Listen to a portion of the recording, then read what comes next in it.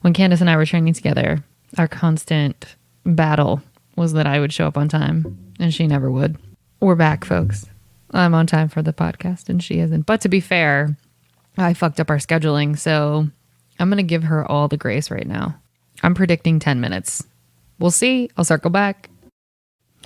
It was my fault. I fucked up the meeting settings, and so now we're 10 minutes behind. But it's because of me. So I've made all the mistakes about this. Oh, I'm just glad it was a friend and not some random recommendation by someone that I just fucked up. Here we go, folks. Off to a really solid start.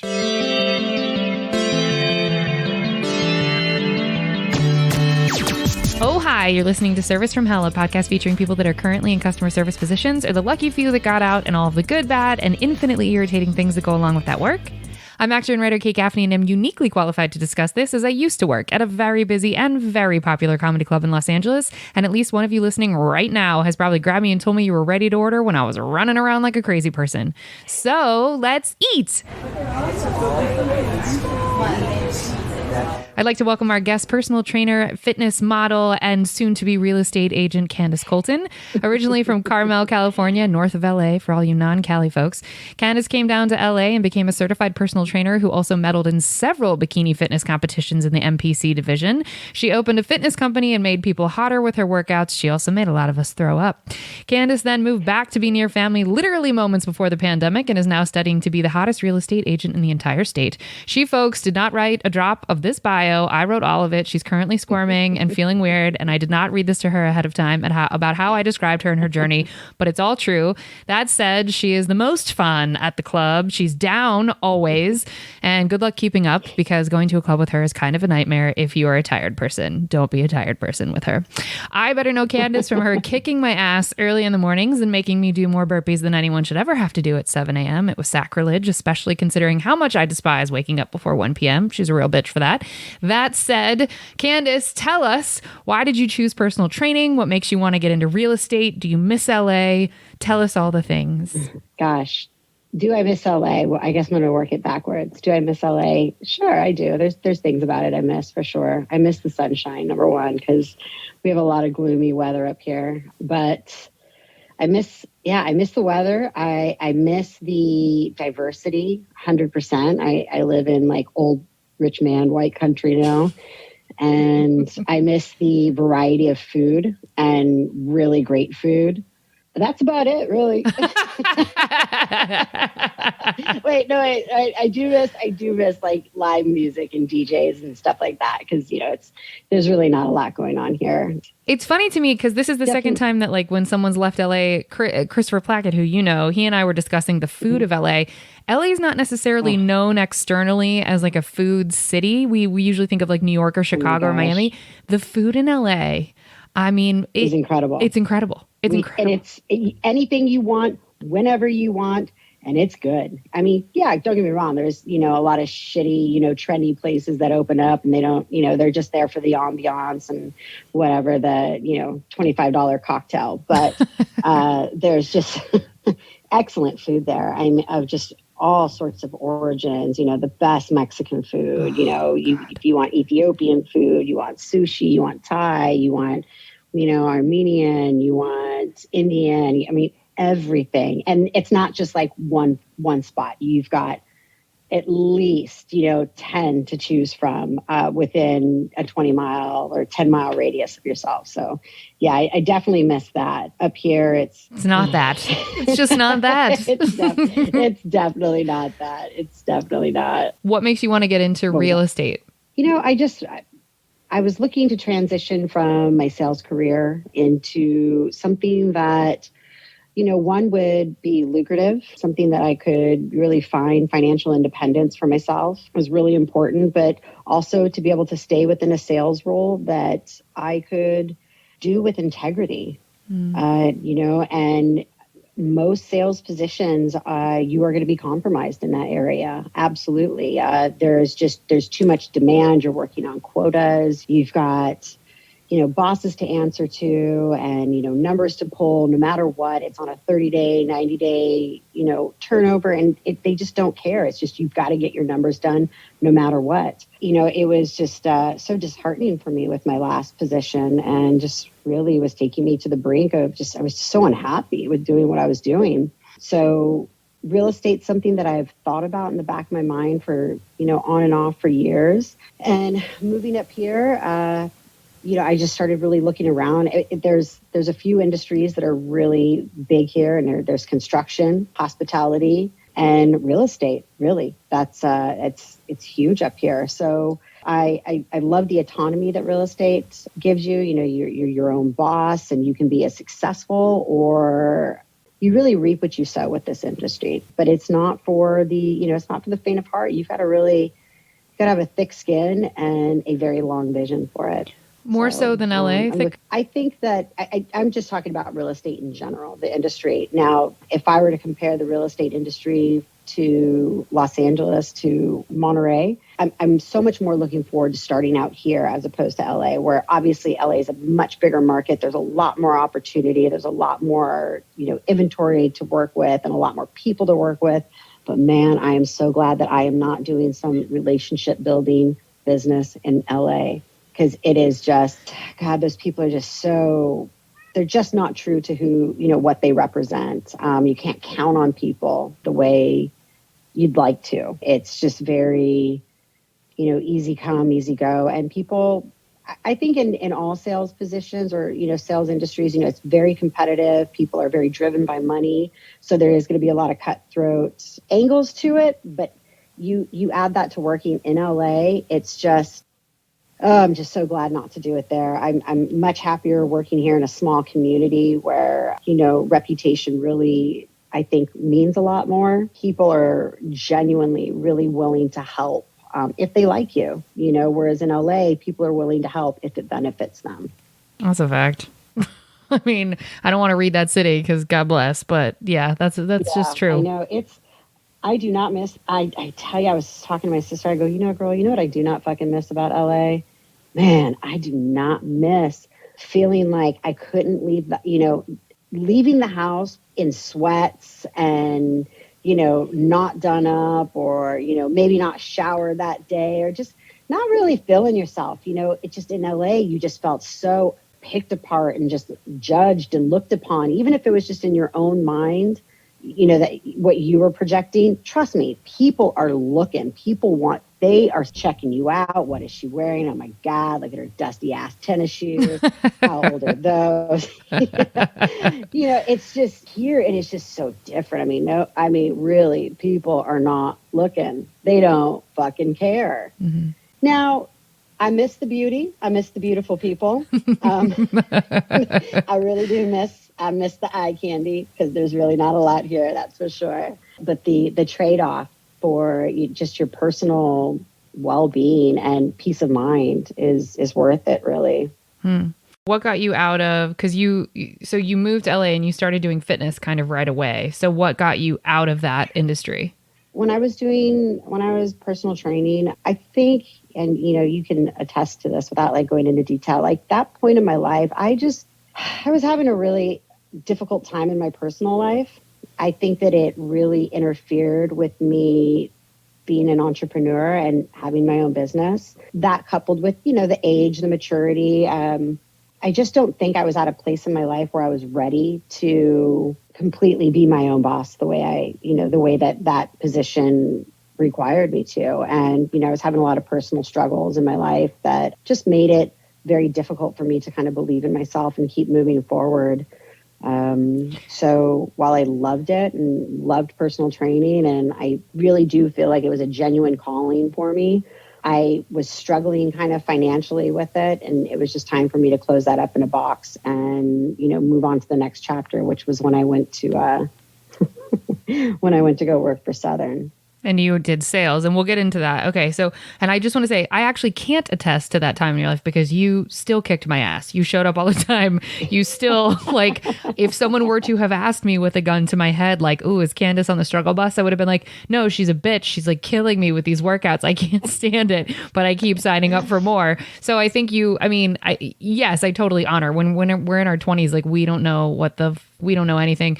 I barely know anything in my 30s. Like, I mean, I hope I eventually start learning something. But yeah, I think that owning a business, particularly in LA, which, like, fitness, I mean, everybody says acting is super competitive. Fitness in Los Angeles is insanely competitive.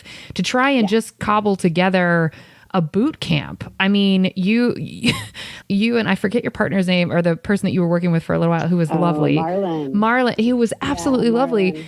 The two of y'all trying to recruit people, and you guys were these hot-bodied, like, super fun, super fit, like, played good music. The fact that you guys didn't have 600 people, I was just like, I couldn't, I mean, again, I feel like that industry alone, and I'm certain it's probably competitive all over the world, but just in LA, Hot Body Central, where people care, as you've mentioned, so much about their looks, fitness is you get a gym membership before you get an apartment. I mean, that is just what you do there. And also, in Los Angeles with that industry too, everything comes in a nice, beautiful package, and that's what LA people are always looking for. How beautiful is the package? How, that's why Equinox is so ridiculously successful. It's about aligning yourself with the trendy, with the elite, the pretty package. And that's not what we were offering. We were offering some get down and get dirty, boot camps and private training. And I loved it. I really did. I'm so glad that was a chapter in my life. And I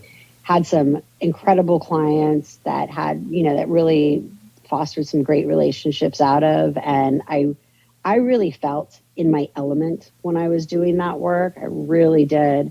But some of my personal struggles, like relationships that I was in and things like that at that point in my life, it was just too much for me to, like, balance. So it would have been too much for anyone. And to run a business in Los Angeles, and the business taxes and the licensing and the blah, blah, blah, like all the hoops. And you guys had a physical space, which meant rent on the physical space, which meant property tax, which meant anyway, we'll get into that. Okay. Insurance, right. Yeah. So you are now currently in Monterey holding your kitty baby. And so get us up to speed to today. So you are on the precipice of getting your real estate license. That is the next chapter for you. And do you think Monterey is going to be where you stay? I mean, who knows where I'm going to end up that, long term down the road. It is my intention for sure, but I'm not so committed to staying here that I'm just staunchly not, going to leave. But I think that this is definitely where I'm going to start. I think this is a great area. The quality of life is really wonderful here. Beautiful outdoors. If I'm going to stay in California, I might as well stay here. Really. I mean, there's options to leave California, of course. But if I'm going to stay in California, this isn't a bad place. Is cost of living cheaper there in general, just for non-California people? No, than LA? No. I mean, it's funny because, even with rent and things like that, it's across the board the same amount. You're looking at the same kind of rental numbers, but I mean, you get so much more in LA. You get a better variety. You can go from the extremes of, like, some dumpy little shithole over on Gower for, $1,800, or, you might find something over in WeHo, like, for, $2,200. That's really cute. And, big, beautiful archways and, something that's built like in the 40s. Here, there's no luxury apartments here. There's nothing new here. So it's either, you're renting out a home for $4,000 and up, or you're renting some shitty old apartment that's literally has not been updated since the original, like, Fisherman's Wharf time. So it's and those places are going for $2,000 for a studio that doesn't even fit my king size bed in anywhere. So. Callie. And there's a lot less, obviously, to choose from. So yeah, okay, living with family. Hey, you're talking to me in the basement of the house I grew up in with my mom, so I'm crushing it too. No judgment from this ivory tower, my friend. Okay, well, we hope you enjoyed your abs, folks. We're going to move on to the entrees after a quick break.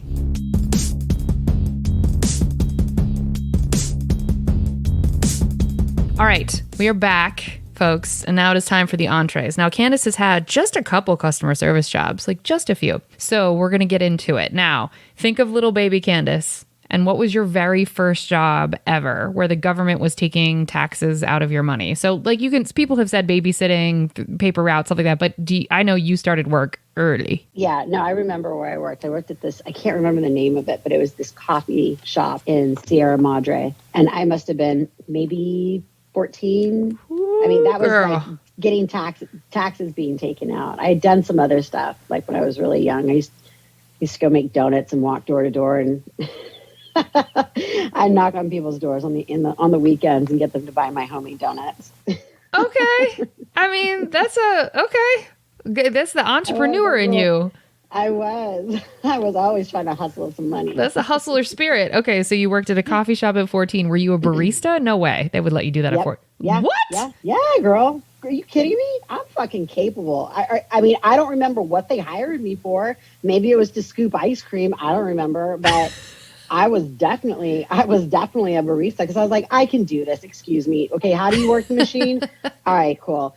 I'm going to show you how to do that foam better. Thank you. Now I'm going to clean up the space. Thank you. I'm going to ring it out and make some tips. Okay. See, that's very on brand. Yeah. That's you. Totally me. Okay. So I was working in some coffee shop. That was my very first job. Okay. Did you like that job? I guess. I don't really remember. I was 14. Okay. I don't remember how I exited. I could have gotten fired. Probably not. Because I think I remember the very first job I got fired from. I was probably like 22. Okay. We're going to get there. It was a restaurant. Okay. 22 restaurant fire. We'll go back to that. Hold on. How many customer service jobs have you had? And feel free to count these. Oh, wow. Through like my teens, probably I worked at like a local Rite Aids called Junts over in La Cañada. Worked at Reflections Restaurant as a hostess, worked at that coffee shop. And then when I left LA and came up here at 18, all I did was hospitality. I worked at like a Warehouse Records for a second and did a lot of hospitality stuff. Worked for a private all-girls school up here and worked for their catering department. So did that, serviced a bunch of very affluent, young Catholic school girls that had gourmet lunch provided for them. That was real interesting. Those girls actually weren't as bad as you think they were. I've worked at Embassy Suites doing banquets. I worked at Fisherman's Wharf. Worked for one guy here on the peninsula who would, open different concepts and, move on to the next one. So I worked for like 3 of his restaurants here. Worked at this little gift shop down in Big Sur called The Heartbeat, where we sold, these like really large phallic crystals. And I loved it. I bet you did. And homemade jewelry and soap. She's the hottest hippie you'll ever meet, folks. She's like a patchouli burning, like you'd see her and you'd be like, no way that bitch is a hippie. And then she starts talking. You're like, oh, she has crystals. She's that girl. I've written down 15. I would say personal training is customer service, in my opinion. Oh, for sure. Yeah. Oh, God. And then I worked at a couple restaurants, worked at some spot over in Studio City. Sold jewelry, worked at Sunset Tan. Oh, I forgot about Sunset Tan. Yeah. Oh, I gotta write that down. I want to know everything. Worked for like a high-end jeweler at the mall over there in fucking Sherman Oaks. Oh my God. Hated that job. I worked at Crunch Fitness for a short period of time. That's actually where I even started learning. Like that's where my whole love of working out started. I dated a trainer for a few months and he started training me and he was like, damn, you're a natural. So that's where it all started, was there. Yeah. And then I worked for Southern Wine and Spirits for 6 years. And then now you're at a restaurant which shall not be named because we're just going to be safe and not talk about it. Yeah, but we're going to talk about it. Okay. So that is 5, 10, 15, 23, 20. That's 24. I'm rounding you off at 24. Mm-hmm. Probably, maybe a couple more in there, but just based off of the ones that you said. Okay. So of the 24 we just talked about, which one was your favorite? Gosh, I'd probably have to say, favorite is kind of a weird way of putting it. I can say like where I had the most fun. Okay. For sure. That was when I worked at Bahama Billy's over here in Carmel. That was one of 3 restaurants that I worked at for the same owner. So the crew had been together for quite some time, because we had like opened one restaurant for him and worked for that for a few years. And then we closed that one down and then moved to a new location, open a new concept. And, so it was very, we had been working with this guy for a long time, and some of our staff, we had, gone through several iterations of different restaurants and opened them. And, we had like keys to the place. I mean, girl, I'll bet. Why anybody would give me the key to their place in my mid-20s? I don't know. Okay, so you had the most fun there. I bet y'all had a couple parties there too. Okay. Oh yeah, 2 a.m. kitchen parties. Of course. Yeah, that's what you do. It's restaurant life, baby. Fire up the grill. Hell yeah. Making Sundays. The best fries and the best disgusting ice cream you're ever gonna have in your life is at 3 a.m. at a restaurant that should have none of us in it. That's deep inside baseball for anybody who has not worked at a restaurant. Okay. What was your least favorite or least fun of all those jobs? Well, it's probably really neck and neck between the high-end jewelry spot. Okay. Who I loved my boss. I really did. He was a great guy, but fuck, man, working in a mall, It's depressing. I mean, that is enough to just make you want to just put it, take yourself out. It was just, I would wear like $30,000, necklaces. It was amazing. I got to like make believe all day long. But man, the people that I worked with, they were awful. They were just, I worked with, some people may not like that I'm going to, make this classification, but, I was the only, American white girl. And I worked with, Persians, Armenians, Israeli, and they were all women. They had all been in the jewelry industry for years and years and years, and they'd all come up through like the low end. Like you'd have to like start off at like Macy's and work your way through their jewelry department before you could like go and work for like this high end private designer. And he scouted me out of a restaurant. So they fucking hated me. I bet. I bet they did. They swore we were having like an affair, and it was just, I got a lot of special treatment because I was young, and he was just like, yeah, I'm sure that part of it was that he thought I was attractive, but he just believed, he's like, you're tenacious. I love your energy. I think you could sell anything. Why don't you come work for me and, see how you like it? I did that for about, 2.5 years. Ooh, and you hated it the whole time? Mostly I stayed out of dedication to him, because he had really gone out on a limb and wanted to give me an opportunity to do something, and took a lot of flack from his other, all of his other employees about it. So yeah, I stuck it out. I'm really loyal, unfortunately. That's why I stay at places and in relationships longer than I should. Hey girl, we sniff out our own, girl. I know. I feel you. Okay. Yeah. You said that was neck and neck with something else. What was the other job that was awful? Southern. Ooh, okay. Now, can you get into it? I don't want to get... Don't get me wrong. Southern was a great job. I mean, it was a lot of fun. I mean, talk about a fucking party bus of a job. A lot of fun, great experience in a lot of ways. It's such an interesting job that who else gets to, you work inside restaurants and hotels and bars, and my territory was Beverly Hills, West Hollywood. It's a lot of fun. You meet a lot of really great people, really demanding work, a lot of money there, but it's alcohol sales. So it's a really competitive industry, and it's a lifestyle. It's a very all-encompassing lifestyle.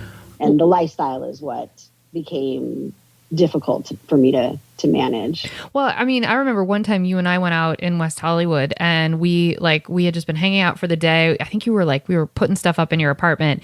And I remember you flipped into this like business mode because we were going out. We were going to go dancing in West Hollywood, and you were like, cool, I know some spots, no problem.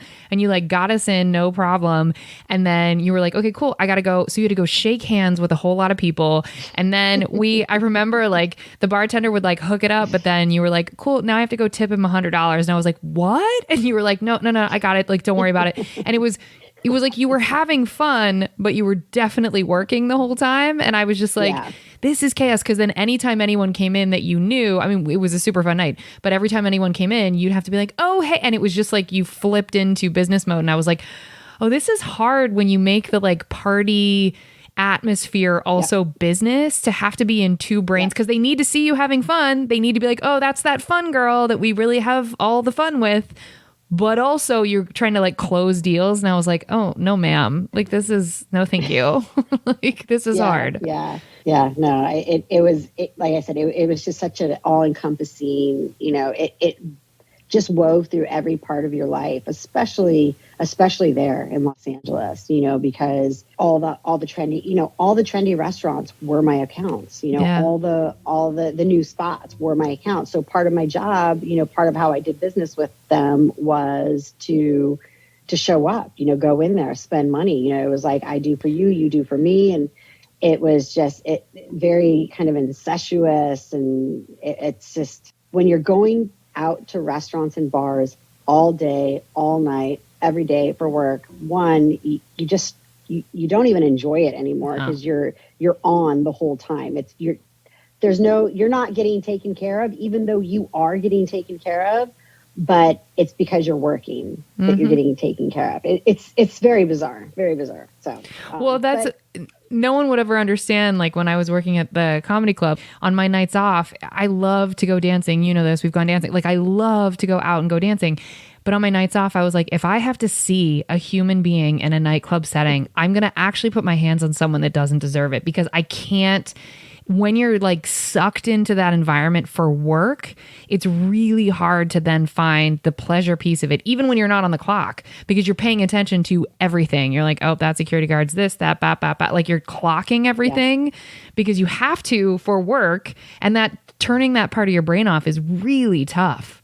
So I could see that ruining it. And constantly angling, yes. And I hated that part about that business. I just, every move I was making was to angle myself and to be in a position to either ask for something or get something out of it. And, it really does. It takes the joy out of it. And, it took the genuineness out of even people that I really did like. It was just always about work and it was always on. And it was either they were always asking me for something or I was always asking them for something.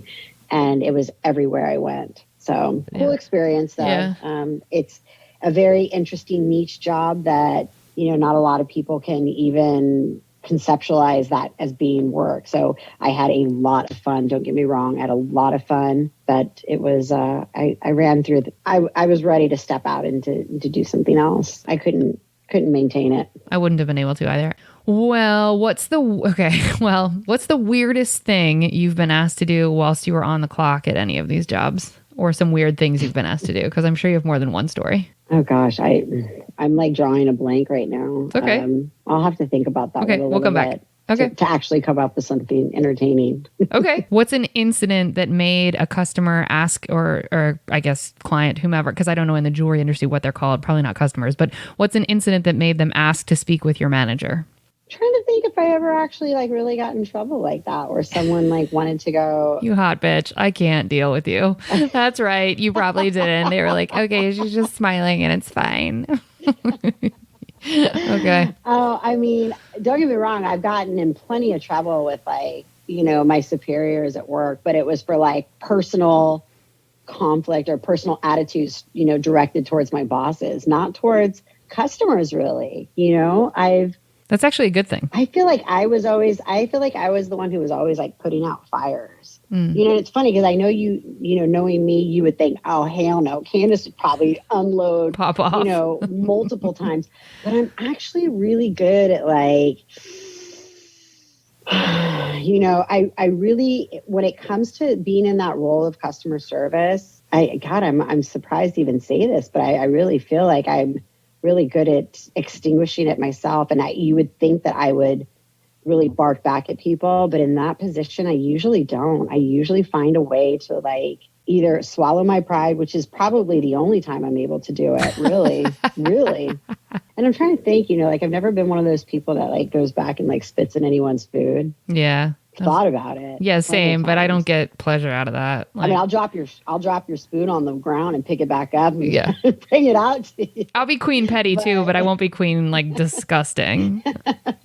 Yeah, I honestly like I've just gotten in trouble with direct superiors or direct bosses for having an attitude towards them, but never like really not with my customers. I'm always like, it's all right, it's all right, or it's all right. What can we do to make this all right? You good, you calm down. I'm pretty good at like squashing it really. What's something that would make you get mad at a superior, or would not even mad, but what would make you feel like you needed to address something with a superior? Well, the reason why I've gotten in trouble with like bosses is because I'm not very good at addressing things. It just kind of comes right out at me. The attitude, I can't even like hold it back. And it's usually, when I'm being put under a lot of pressure to do something that I know is not right. It's just not the right thing to do. And they're asking you to either do something illegal, which, I've definitely been asked to do that plenty of times with a certain job that I had.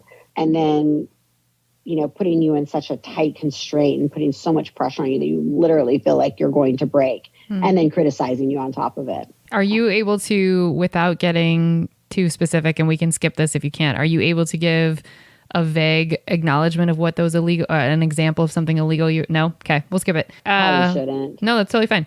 What was the last straw that has gotten you out of any of these jobs? Was there a moment when you were like, I'm going to burn it down, so I have to quit? Or was it mostly like, it's just time for me to move on? I don't know. I mean, I get real hot in the moment, but I usually like with a cool off period, I can usually like calm myself down or soothe myself or fix it or, catch back up to like whatever it is that I'm doing. I've left jobs before for sure. The burn it down. I've thought about it for sure. I don't know, with that instance, it goes back to that job again that like I probably don't want to go into. Yeah, okay. Have you ever told a customer to fuck off? I don't think I've used the words fuck off, but there's a way to like demean people and, make them feel little and stupid.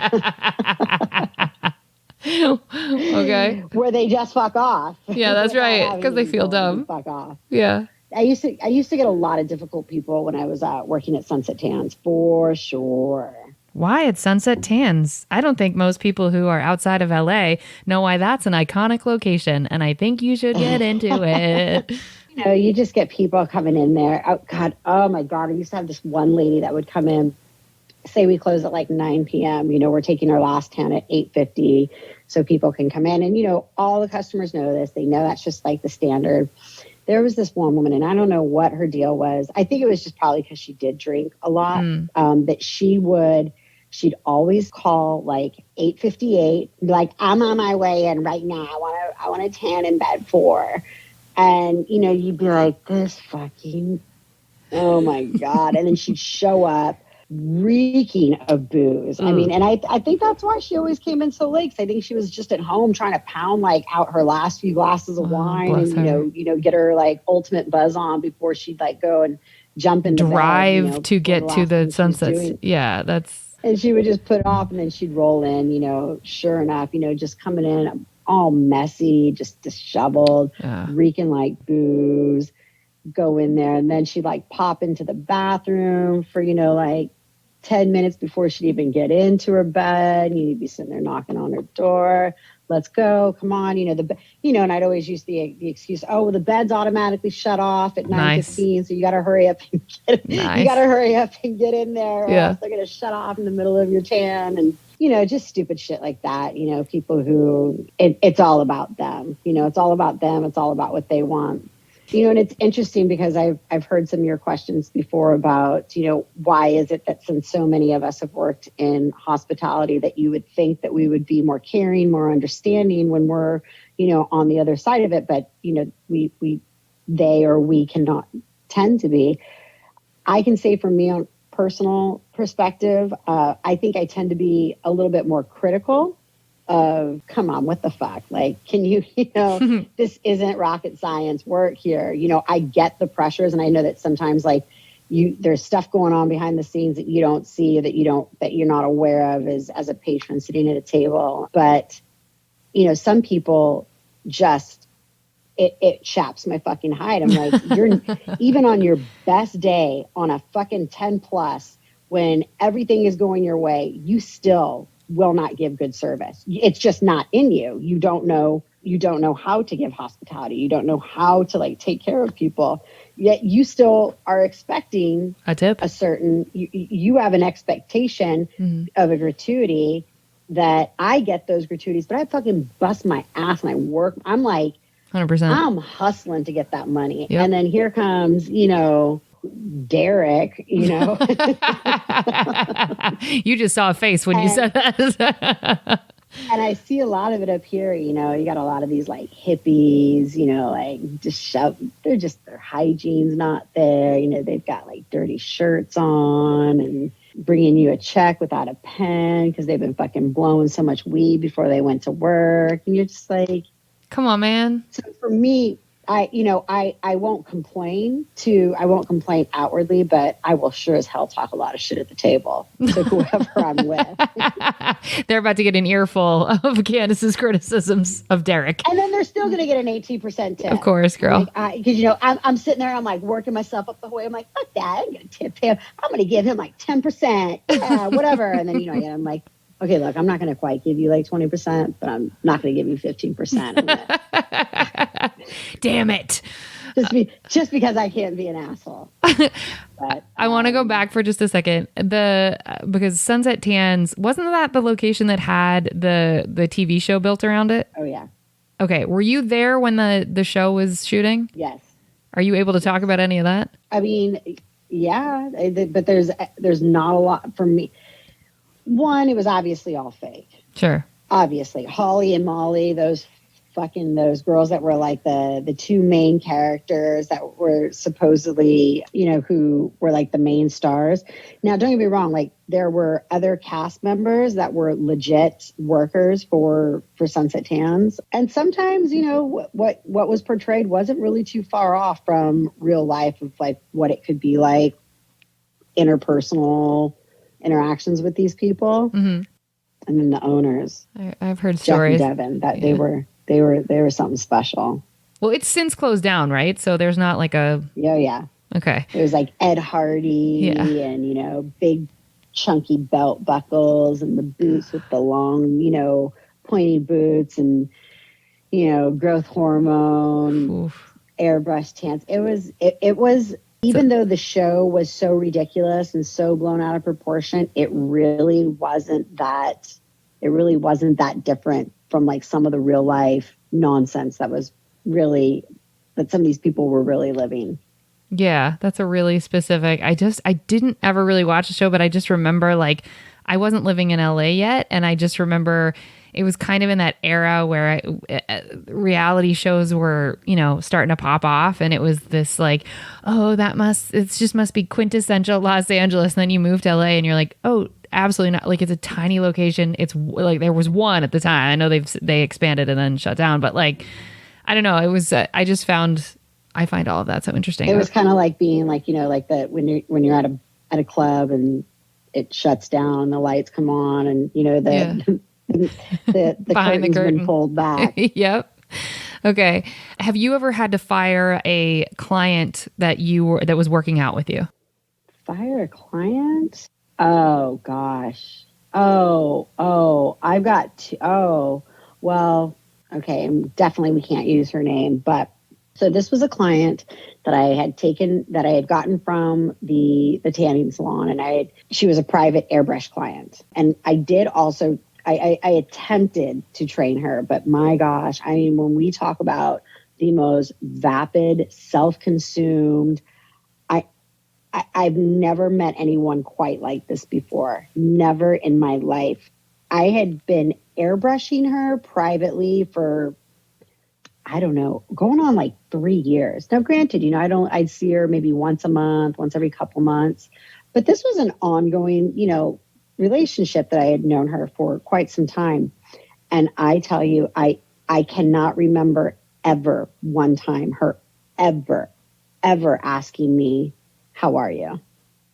It was always, she would come in and, she was a wannabe, prominent, like social, like, person. She was a jewelry designer in her own right. She did really beautiful designs. And, she was from New York, came from like, money, kind of like a trust fund kid, but was in LA and just trying to run with the in crowd and be at the Soho House. And, every time she'd come in, I was like, oh, so, what are we getting airbrushed for? And she'd always be like, I'm going to a gala. It's a lot of galas. 12? I mean, my God. It really was. It was like every time it was a gala. And she just wanted to use that word. She was always so strange. She would always be really weird about me, airbrushing her. Like she wouldn't just stand there and let me airbrush her because she was so self-conscious. Oh, bless her. And she was totally normal. Like she was normal. There was nothing really like wrong with, there was no reason for her to be so self-conscious. But, living in LA, it does things to women's heads if you are not, a Barbie doll. And she wasn't, but, she just was a normal woman, pretty, really attractive, successful. 3 years of airbrushing her. She never, ever, ever once asked me how I was. She would show up 30, 40 minutes late sometimes to her appointments. It was insane. You're at my disposal. Yeah. Did you eventually fire her? I fired her as a personal training client for sure. That I couldn't. That was like where I drew the line with her because she wanted like a therapy session, and she wanted me to do Pilates with her, and I was like, I'm the wrong trainer for you. We're gonna do. I tried to modify everything down. I remember, I had to ditch her from that, and then eventually. When she would just be asking for her airbrushes, I was just like, I closed up shop. It's done. I'm not doing this anymore. I mean, she's called me even since I've been up here. Damn. And I mean, we're talking like 7 years later, calling me, Candace, oh my God, it's blah, blah, blah, blah. How are you? So anyways, I have this event that I'm going to, and oh, you're not doing that anymore? Oh. Gosh, that's terrible. Like, do you know anyone you could refer me to? And I'm like, girl, I don't even fucking live in the area anymore. She could never get out of her own needs and wants. It was just always about her. No awareness to this woman whatsoever. It blew my mind. That's a special kind of insecure. And you said that you had mentioned that you maybe thought of 2. Was there another client that you fired? Yeah, it was another airbrush client, another one of my private airbrush clients. Every time I'd come over, and she'd always want an airbrush at like 11 p.m. at night. And this was when I was still private, training. So I was like, 5 a.m. I can't do these. She's like, I know, but I just, I really need it to be at this time. And, she just would have every ridiculous excuse. Oh my God, the kids need to be asleep, or, oh, I just came out of my yoga session. And it was just always, whatever catered to her. But, I charged her an arm and a leg for it. So that's how I justified it. Cause, for me, it's always about like, it's always hard for me to say no to money. I'm always like, there's a means to an end. It was always, oh gosh, I got this streak, I don't know what happened. I was like, well, did you wash your hands or anything? Like, did you get into anything? No. I know I always follow your rules, perfectly. And I just finally, after a while, it's just like, it doesn't matter how much money someone's gonna, offer you. You just have to start saying no to. It's just, I'm not offering the services anymore. I never have like told someone to fuck off, I'm canceling you, I'm firing you. Cause I don't believe in that. At the same time, everything's too much of a word of mouth, or you never know who knows somebody else. Well, especially in these ultra competitive, like beauty, fitness. I mean, these are all ultra competitive in LA. And like I said, I always try to like never absolutely burn down a bridge. Don't leave the ashes behind you. How many bodily fluids have been on your person whilst you were on the clock? I mean, people puked in your classes more than once. I was there for those, and I myself got sick. So imagine. Gosh, I mean, you name it. I mean, I'm when you're in service, you know, and you're picking up people's plates and stuff, I'm always thinking about like how disgusting it is, you know, and there's only so many times you can wash your hands in a shift. That's right. And you'll forget and touch your eye. I'm grabbing this dude's plate and there's food on it. I'm wiping it off, but I'm going to come back and then I'm going to go to another table. I'm going to grab your stuff too. I'm going to bring you a bread napkin. I'm going to bring you a glass of wine. I do my best, but man, it's, you know, you try. I told my sister, I was like, girl, I'm just going to let you know. I was like, restaurants are disgusting, dirty places. That's right. I don't care how nice it is. Mm-hmm. It's all an illusion. Yep.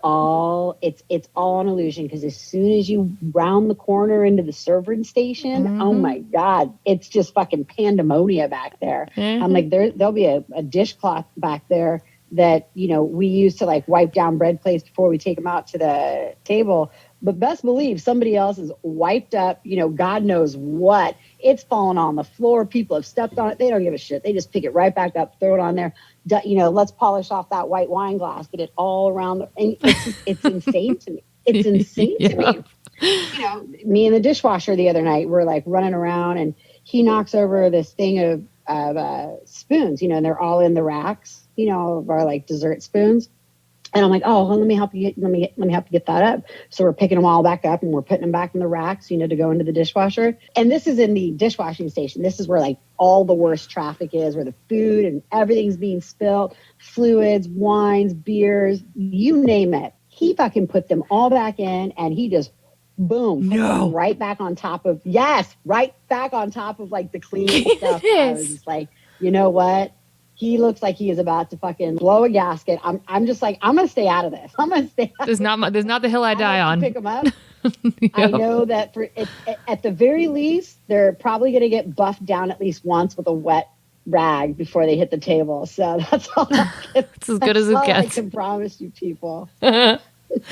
Ooh, gross. And she's like, really? All restaurants are like that? I'm like, yes, bitch. And she's like, names this place in Pebble Beach that we love to go to. She's like, what about them? And I was like, yes, girl. So I was like, I'm just letting you know. And that's why I don't go out. I think when I sit there and I look at like how much money people spend, it's unreal. And then when I see like, you know, someone comes out and it's just, you know, a table of two, their bill is like $180. And I was like, and you know, you got to leave me like $30 on top of that just for doing this for you. Minimum 30, girl. That should be 36. Yeah. You know, and I'm like, I'm going to go home and I'm going to make myself a salad and a turkey burger when I get home. I don't know about you fools, but I'm not doing all that. I'm going to take my money. I'm going to count it. I'll stash it up. That's right. That's me. Well, you've already sort of answered this, but do you tip? I do. What's your average? But my average is 20%. If you've given me really shitty service and I'm like mad about it, you get 15. I just cannot tip someone because I get it. I'm like, you know what? Don't be petty. It's probably something else going on. And even if there isn't, it's just customary. Just fucking give them their tip and just move on with it. Move on, yeah. Because I've honestly never had service that deserved to not be left anything. I mean, you got to like tell me to fuck off. Is that the line where you would be like, nope, That's zero? The line for me, pretty much. Okay. I think so. When you've waited tables, have you ever been stiffed? Yeah. In all of my years of waiting tables, I mean, I think it's probably happened like maybe 3 times. Maybe. But, you know, I mean, I feel stiffed when I get 15%. That's what so many people say on this podcast. Y'all should work at a comedy club. I mean, you can get stiffed 15 times in a night. There was one time I got stiffed 17 checks in a row. I counted because I was just like, and I did the math and I was like, cool. It cost me money to work this shift. And it was miserable. Yeah, I could have never worked where you worked at because I know what clientele came in there. Girl. Hell fucking no. Girl, No, I'll go fucking work at Starbucks first. Well, that's why when you and your sister came in and I was like, oh, I'm hooking this up. They're nice. Like, I love her. No, y'all sit wherever y'all want. You get in right now because like you knew the trash we had to deal with. So yeah, you guys were, you were queens there. that would have been a very rough place to work. Yeah. I already know. Were you ever fired from a customer service job? You mentioned, I wrote it down. You mentioned being fired. Okay, tell us. Oh, some bullshit. I kept showing up late. You? Yeah, Candace Colton late? And I remember I was probably like 22 or something like that. It happens. And so, it was like my 5th time in like 2 weeks or whatever, showing up late. And he's like, all right, come back into the office. And it was two male managers. And one was like, regular size. And the other one was like 6'6". He was just this really tall dude. And he takes me back into this office that's super tiny. So it's all 3 of us like crammed into this fucking office. And, he was just like, we've gone over this with you like so many times. And, I'm just really, we're at a loss, you're great, but like, we're going to have to let you go because it's clear that like, you really like, you just don't care. You really just don't care. You're like, you're right. I don't. And of course, I got all upset and all flustered. And I know, I was so mad at myself because I cried. You were 22. Of course you cried. I cried, and without telling them to fuck off, I told them to fuck off. I was like, you know what? You guys are kind of, you're overreacting. I was like, and you know what? And this is a bully move in here. I'm like, you took me to this small little office and you're all tall and I just got here and I rushed to get here and now you're going to fire me. I was like, whatever. I hate this stupid job. Goodbye. You're all tall. I'm mad at your height. This is unfair. I think that was the only job I've ever been fired from. But I mean, trust me, I have skated right on the line of getting fired many, many, many, many, many times. I'm not an idiot. I'm not incompetent. So I'm like, go ahead. You're going to put up with the bullshit because I'm still good. Also, Candace, like I keep saying it because fuck you. Looking the way you look also opens a lot of doors, you dirty bitch. Like, don't act like you don't have a mirror. Like you're like, oh, you are going to tolerate some of this because I do bring in some folks. So, okay, I think it helps a little bit, but I think like being confident about it has helped me even more because I will always say this, like, dude, trust me, what is one dude's 10 is another dude's like 4. You know what I mean? Yes. So, but I think it's always been my little cocky fucking attitude that was just sweet enough to keep them like, you know what? She's a fucking pain in the ass, but she really is an asset. You work hard. Okay, we're just going to put up.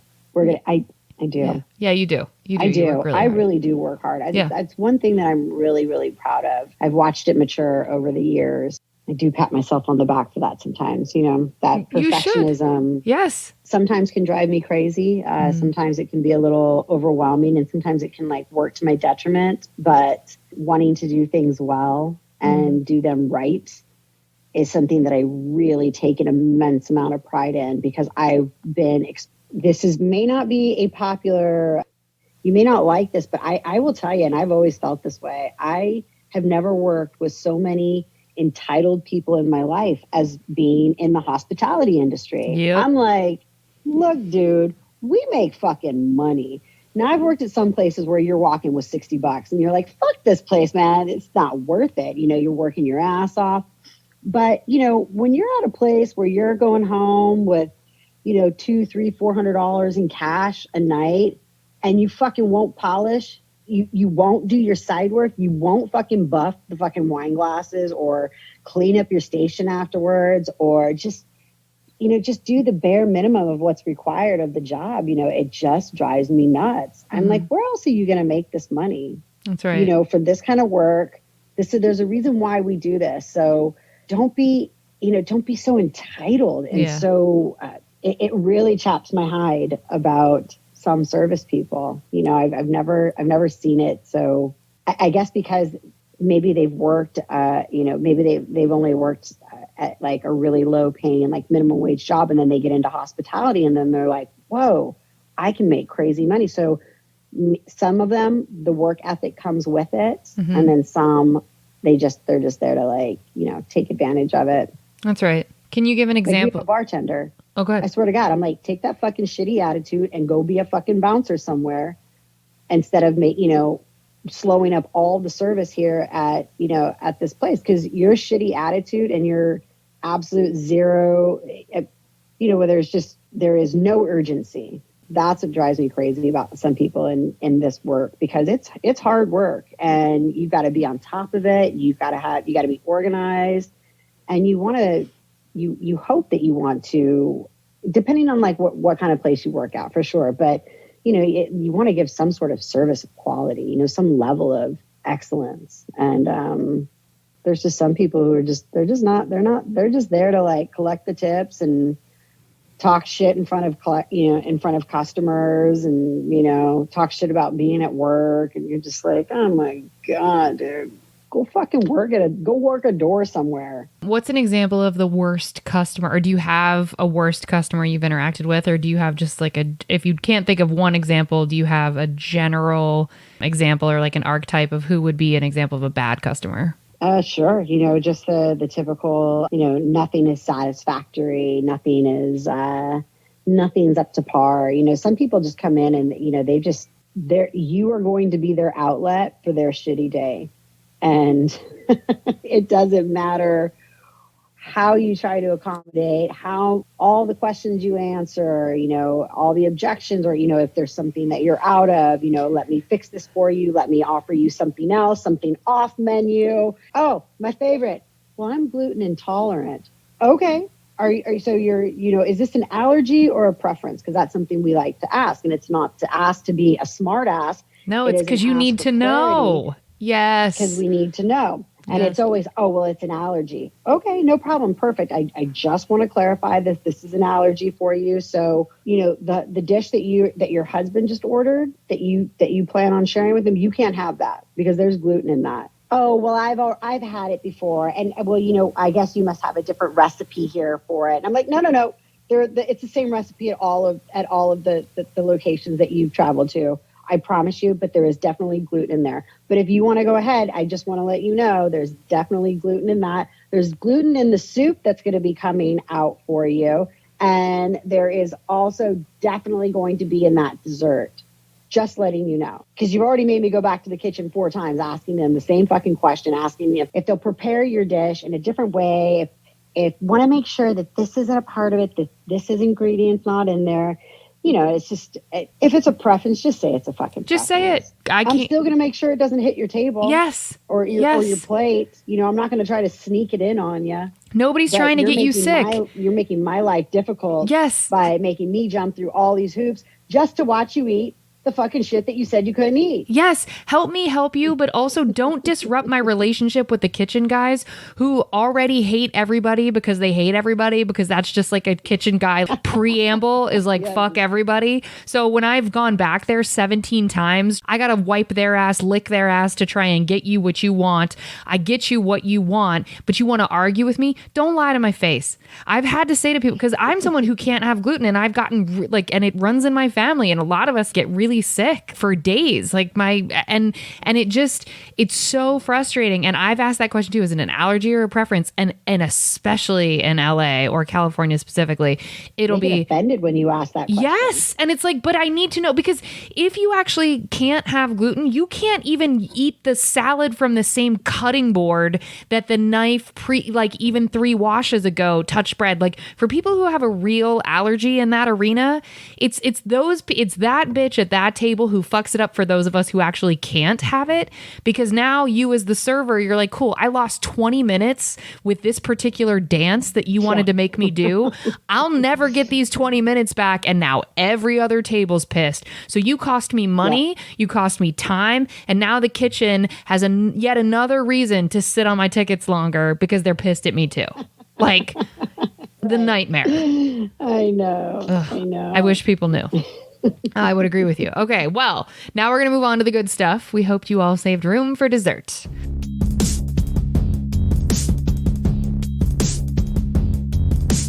What's the nicest thing a customer or a client has done for you whilst you were working? People never cease to amaze me with how kind they can be. Really, I get a lot of generous people, a lot of people who are really grateful and express a lot of gratitude just by acknowledging that you've been able to facilitate such a nice experience for them. And for me, I mean, yeah, if you want to leave me $100 on top of that, that's cool. That Hello. really goes a long way. That's a nice way to say thank you. That's special. But yeah, I had one guy who, my boss, Mike, Mike like took me from the restaurant that I was working at and gave me a job, like scouted me out from it. I've had clients or customers who have brought gifts back, through a conversation that we've had. I'm like, oh yeah, I love that brand of X, Y, and Z, and it's like, I've had literally like gifts show up, but really, for me, the gold is really just being acknowledged, because we work so hard, and a lot of times without even a please or a thank you sometimes from people, because they just seem to forget their manners when they're out, basic manners. So, just being acknowledged for being able to facilitate, a wonderful experience for them, and having gratitude for the work that you do I love that shit. I love being praised. Hello. Who doesn't? Girl, we're making jackets for that club. Come on. What's the best tip you have ever personally gotten? Probably when I was bartending. I used to really make some stupid money bartending sometimes, because, you've got people sitting there getting all fucking hammered with you. I can definitely remember. I mean, I've gotten like a $200 tip before. Damn, okay. At just like a regular restaurant bar too, not like a nightclub bar. I've had, I've gotten really lucky. I've had a good amount of $100 tips that I can remember, just like extra generous. Here's $100. There you go, kid. That's awesome. What can you think of? You? I'm trying to think, I think $100. Rogan at the Comedy Store gives hundreds out a lot. Like he's insanely generous. And I feel like that's the best. A customer once threw 100 on top of a grat because his friend was being a nightmare, and he just grabbed my arm and handed me 100, and he was like, my friend's a dick. And I was like, see, he didn't even actually have to hand me the 100. Just the fact that he was acknowledging, because I was swallowing it and I wasn't responding back to his friend. And so I was like, oh, just even that, exactly what you said. I wrote it down. Gold is being acknowledged. Like if someone just says to you, hey, I see what's happening here. That's the best tip. You're so sweet to ask. You're the best. Okay.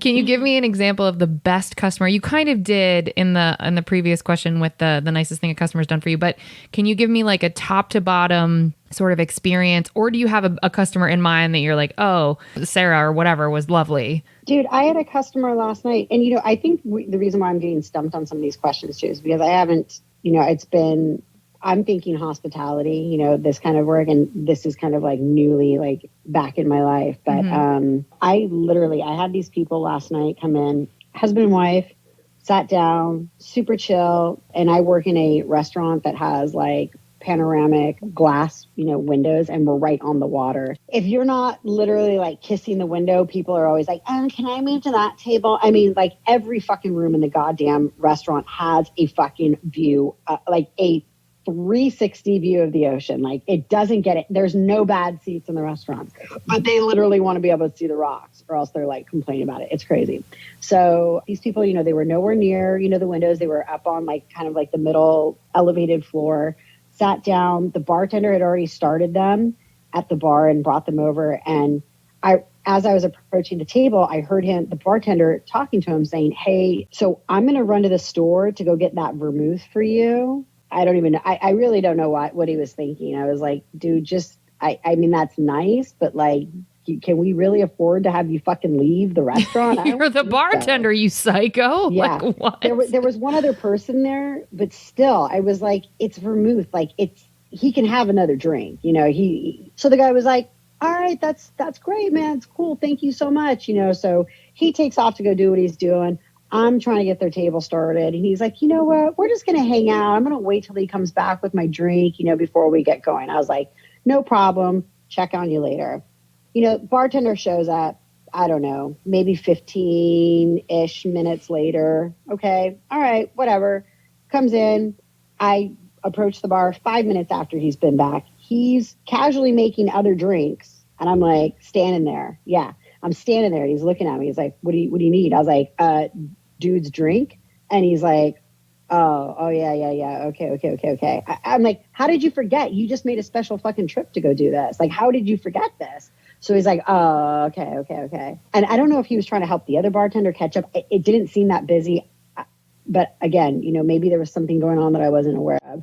So I come back another 5 minutes later. He is yet making other drinks. Candace. I kept looking at the table, waiting for him to make the drink and walk it over. So I'm like, I keep looking. The guy still doesn't have a drink.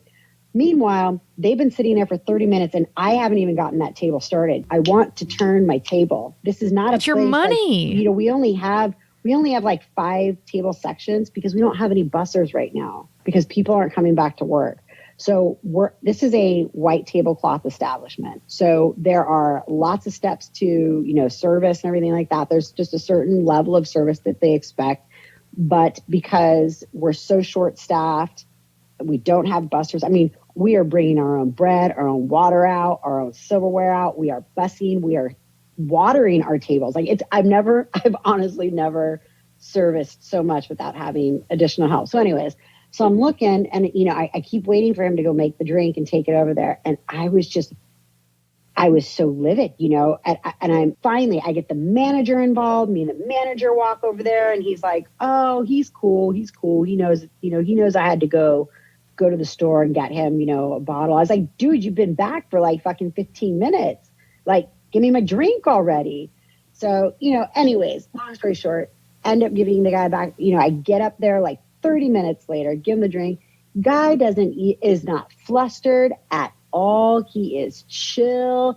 It's like he waited 2 minutes for his drink. Wow. And then I go on with my service. I get them going. I feed them, him and his wife. And he's obviously really enjoying his wife's company, which really does help. And, they were just so lovely and so easy. And even though I was losing my mind and it was affecting all my other tables because I kept spending so much time trying to chase down this stupid drink, these people were just so Cadillac and so chill.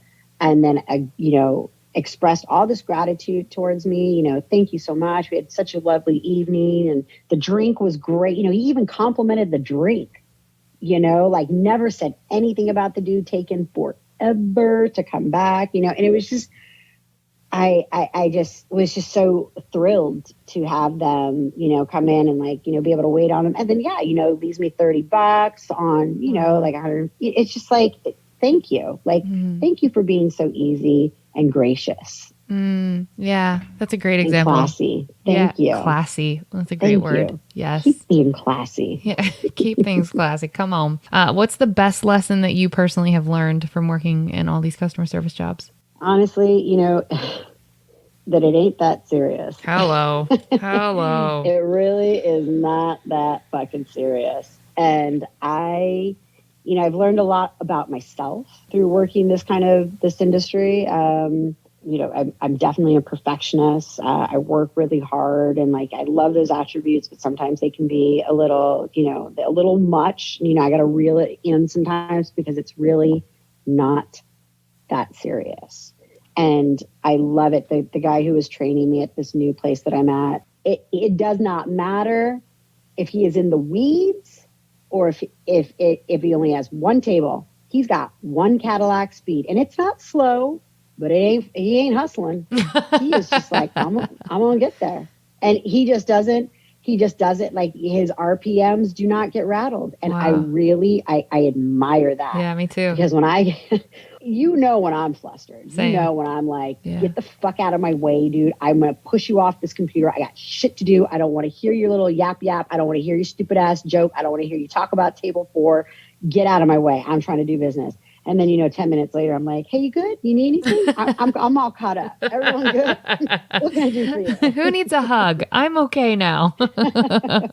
It's not that serious. Okay. It really isn't. And it's a good lesson. I feel like I'm really at a point in my life where I'm really able to look at myself so much in all of the ways that I go through life. And I don't, so going back into hospitality right now, I see a lot of the things where I'm like, oh, that's interesting. That's interesting that's your, that's how you deal with things, So I guess that's kind of a gift too. I'm saying, it really isn't that serious. It really isn't in the grand scheme of stuff. It's not, take pride in what you do and do it well, but calm down. It ain't that serious. Mm-hmm.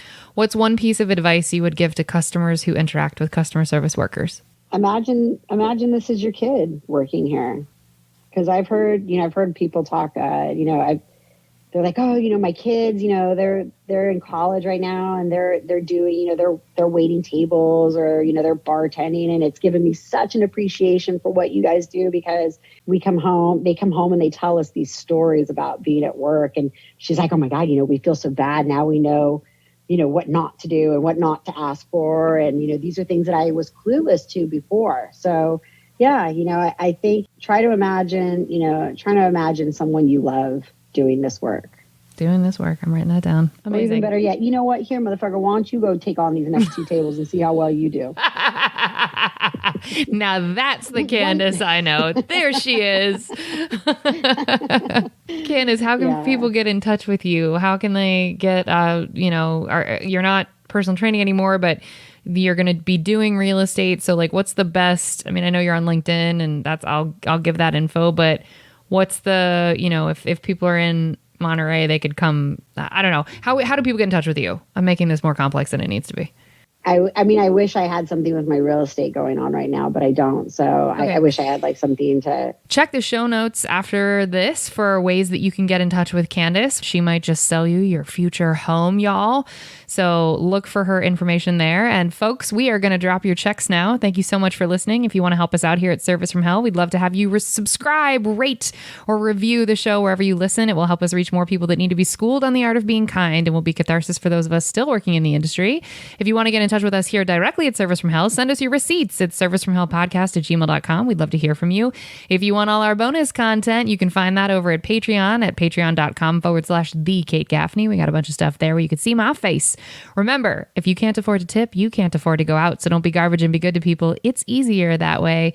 Thanks for being on, Candace. This was lovely. I'm not at all surprised. Appreciate all your gems and your pearls. I wasn't prepared, so I wasn't like... This was totally my fault. I fucked up the scheduling. I reached out to you maybe 3 hours before we were supposed to do this and was like, oh, fuck, that was today. God damn it. I was telling a friend this, the problem with right now in history and life is that there's 62 ways to get in touch with someone. And because there's 62 ways to get in touch with someone, I forget which way I've confirmed people. Where we were having that conversation. Yeah, and then I realized, I was like, oh my God, it's Wednesday. I was like, oh my God. And then I was like, fuck, it was on Instagram. And then I was like, please don't be this week. Please don't be this week. And I look and I was like, you dumb fuck. Like you should have reached out to her on Monday. Anyway, so this was all my fault. And you were lovely. And there's no reason you were great. Thank you for listening. Good night.